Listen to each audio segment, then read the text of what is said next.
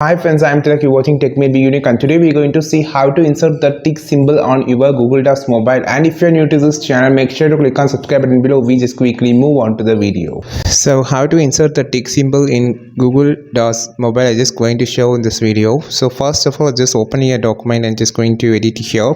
So you just need to use this. There is no insert symbol option available on the insert option on the Google Docs mobile.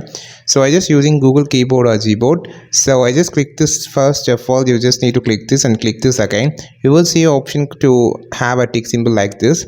Otherwise, just use the emoji option on the Google keyboard. So now just search the emoji like tick here, and you can find a lot of different type of tick symbol here. So this is how you just insert tick symbol on your Google Docs mobile application, and then you click on this A option and click on the text format option. You can just increase the size of the text icons like this. And I think this video helped you a lot. Like this video, share this video, subscribe to this channel. We will meet on next video with super valuable content. This is Tilak signing off from Tech May Be Unique. Have a wonderful day.